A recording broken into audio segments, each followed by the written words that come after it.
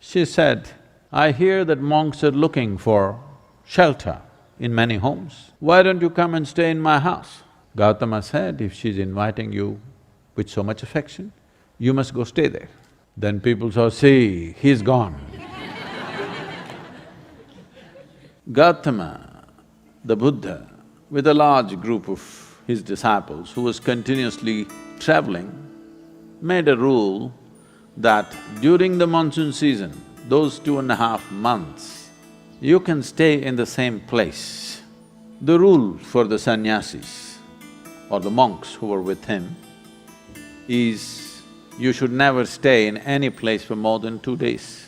Normally, the monks were sheltered in many homes, so this rule he passed, more than 2 nights you don't stay in one house because it will be too much of a burden for the host.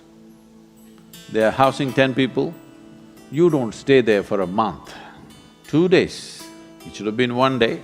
2, because you have walked a long distance and come, bit of recovery time.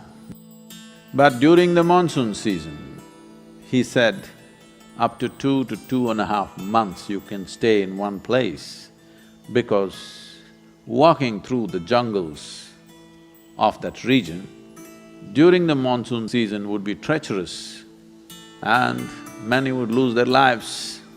So this is a time like that. They stayed in a large town and they were spread across in many homes. The monks went out to get their alms from the people. Ananda or Ananda Tirtha, as he was known, who happened to be Gauthama's elder brother before his monkhood, went out and there was a courtesan or a prostitute in the town. She gave him alms, looked at him, a handsome young man, tall and straight. She said, "I hear that monks are looking for shelter in many homes. Why don't you come and stay in my house?" Ananda said, "I have no issue, but I must ask the Buddha as to where I should stay." Then she became really taunting. She said, "Oh, you're going to ask your guru? Go and ask him, let's see what he says."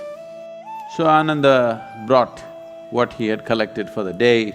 Gauthama was sitting, he came and placed it at his feet, and everybody is supposed to find food and shelter wherever they go. Ananda asked, "Like this lady is inviting me, can I stay there?"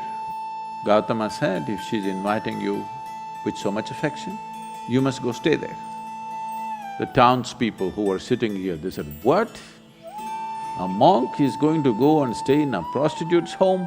This is it." This spiritual process has become corrupt. Gauthama looked at them and said, "Why are you so worried? The lady is inviting him. Let him stay, what is the problem?" They all started getting up and started shouting. He said, "Wait, I am on this path because I see this is the most powerful way to live. Now you're telling me her ways are more powerful than my ways.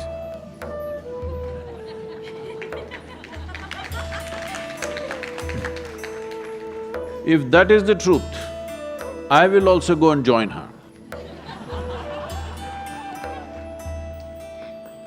I'm here because I see this is the most precious and powerful way to exist.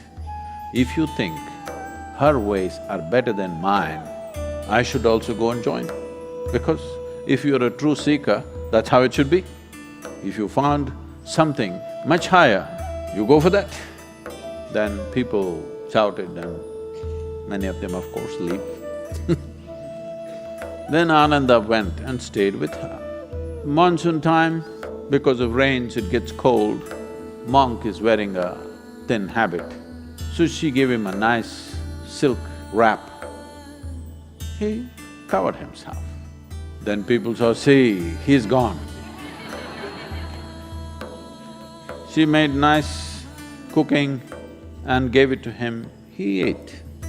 Then in the evening she danced for him. He sat, watching very carefully, with utmost attention. Then when they heard the music, this is it, finished. things went on. When the time was up, when the rain stopped, when it's time to move, Ananda came to Gauthama along with a female monk.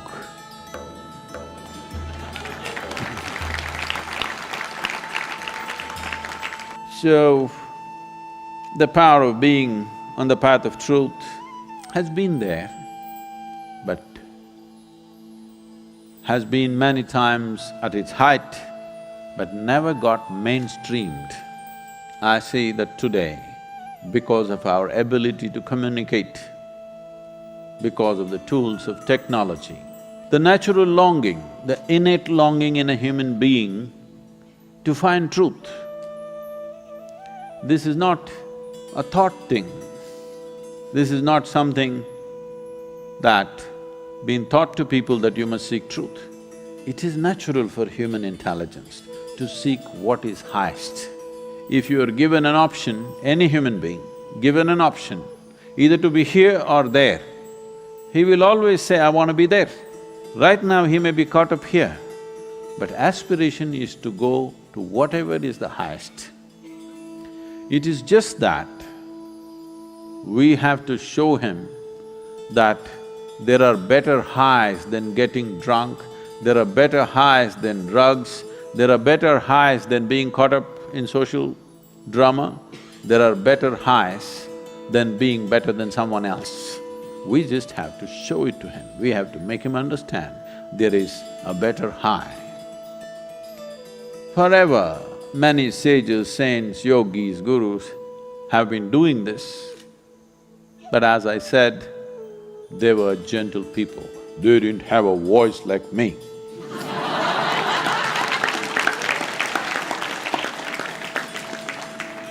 They didn't have a microphone.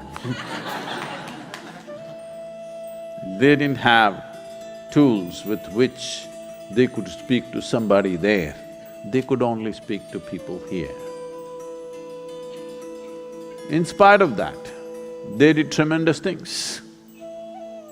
For their times, many of them did tremendous things out of sheer grace and energy. Millions of people around them, they transformed. Millions of people around them, they put them on the path of truth, on the power of truth. But a time has come where our ability to communicate is such, we can make truth slip through every door. We can make truth knock on everybody's minds and hearts. Never before this was possible. Technology has rendered us to this place. I feel this is the best age ever to make truth mainstream, to be truthful, to aspire for truth, to seek truth, the main force on the planet, because we have tools that nobody ever had.